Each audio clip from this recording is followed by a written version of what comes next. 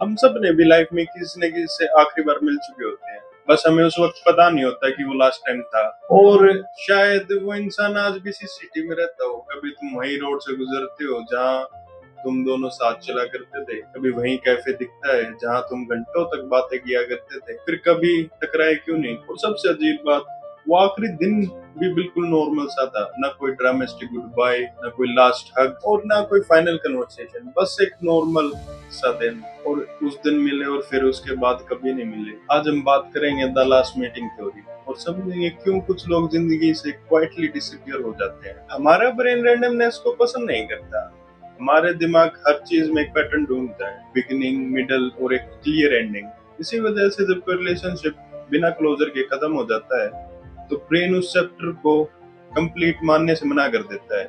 और साइकोलॉजी में एक कंसेप्ट है, जगरनी इफेक्ट। इसका मतलब सिंपल है, जो चीजें इनकम्प्लीट रह जाती हैं वो कंप्लीट चीजों से ज्यादा हमारे दिमाग में अटकी रहती है। इसलिए कभी कभी सालों बाद भी एक रैंडम मेमोरी आ जाती है, कोई सॉन्ग, कोई प्लेस, कोई स्मेल, और तुम सोचते हो एक बार मिल जाते तो सब क्लियर हो जाता। हर कनेक्शन सिर्फ लव नहीं होता, कभी कभी वो अटैचमेंट होता है। साइकोलॉजी के अकॉर्डिंग हर इंसान का एक अटैचमेंट स्टाइल होता है। अगर कोई एनोनियस अटैचमेंट वाला है तो उसे क्लोजर की बहुत जरूरत होती है, उसे आंसर चाहिए होता है, उसे समझना होता है कि एक्चुअली हुआ क्या। लेकिन अगर कोई अवॉइडेंट अटैचमेंट वाला है तो इमोशन से दूर भागता है, वो प्रिटेंड करता है कि उसे कुछ फील ही नहीं होता। पर सच क्या है, हमारा ब्रेन कनेक्शन को सर्वाइवल से लिंक करता है। इसलिए जब कोई अचानक से चला जाता है, ब्रेन उसे सिर्फ लॉस नहीं, थ्रेट समझता है। और इसी वजह से कुछ लोग रिलेशनशिप खत्म होने के बाद भी हमारे दिमाग से निकलते नहीं। अब बात करेंगे द लास्ट मीटिंग थ्योरी की। इस थ्योरी के अकॉर्डिंग ह्यूमन लाइफ में कुछ लोग परमानेंट कैरेक्टर नहीं होते, वो होते हैं ट्रांजिशनल कैरेक्टर्स।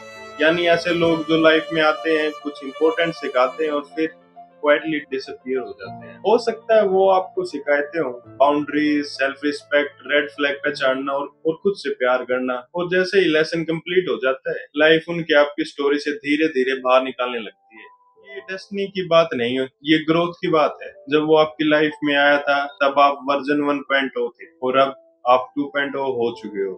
लोग अक्सर कहते हैं कॉन्फिडेंस होता है, लेकिन साइकोलॉजी कुछ और कहती है। जब कोई रिलेशनशिप इमोशनल इंटेंस होता है तो हमारा ब्रेन उस जगह को अवॉइड करने लगता है जहाँ इमोशनल ओवरलोड हो सकता है, कभी कॉन्शियसली, कभी अनकॉन्शियसली, और कभी लाइफ बस आपको आगे धकेल देती है। सच ये है, हर कहानी रीयूनियन के लिए नहीं होती। सबसे पेनफुल चीज ये नहीं होती कि वो इंसान चला गया, सबसे पेनफुल चीज ये होती है वो आखिरी दिन भी नॉर्मल था। अगर हमें पता होता कि ये लास्ट मीटिंग है तो शायद हम थोड़ा और रुकते, शायद हम वो बातें कह देते जो दिल में रह गई।